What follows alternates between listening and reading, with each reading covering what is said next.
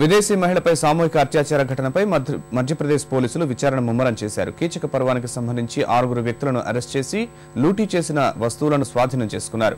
భారత ప్రతిష్టకు భంగం కలిగించే ఎవరిని వదిలిపెట్టే ప్రసక్తే లేదని రాష్ట్ర సర్కారు స్పష్టం చేసింది. అటు మధ్యప్రదేశ్లో మహిళలకు రక్షణ కరువైందని ఆక్షేపించిన ప్రతిపక్ష కాంగ్రెస్ ఇవాళ ఆందోళనలకు పిలుపునిచ్చింది. భారత పర్యటనకు వచ్చిన స్విట్జర్లాండ్ మహిళపై మధ్యప్రదేశ్లోని దతియా జిల్లాలో సామూహిక అత్యాచారానికి తెగబడిన ఘటనపై విచారణ వేగవంతమైంది. ఈ ఘటనకు పాల్పడిన 6 కీచకుల్ని పోలీసులు అరెస్టు చేశారు.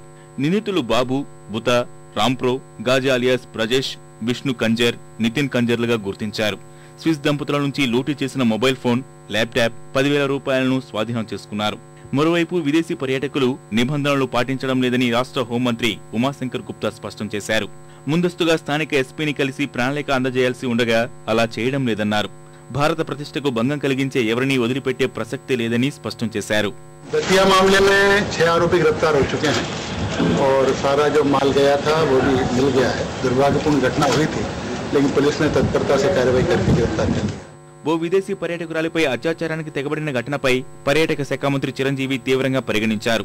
బాధితులకు న్యాయం చేసేందుకు అవసరమైన అన్ని చర్యలు తీసుకుంటామని స్విట్జర్లాండ్ రాయబార కార్యాలయానికి భరోసా ఇచ్చారు. మధ్యప్రదేశ్ ముఖ్యమంత్రి శివరాజ్ చౌహాన్ ఆ రాష్ట్ర డీజీపీతో మాట్లాడిన ఆయన విచారణ తీవ్రతరం చేసి ఈ అమానుష ఘటనకు పాల్పడిన నిందితులను పట్టుకోవాలని కోరారు. అటు కీచక పర్వాన్ని నిరసిస్తూ ఆందోళనలు చేపట్టాలని మధ్యప్రదేశ్ కాంగ్రెస్ కమిటీ నిర్ణయించింది.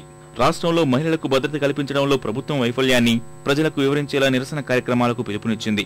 మహిళలపై పెరిగిపోతున్న అఘాయిత్యాలపై రాష్ట్ర అసెంబ్లీలోనూ ప్రభుత్వాన్ని నిలదీసేందుకు సిద్ధమవుతున్నారు.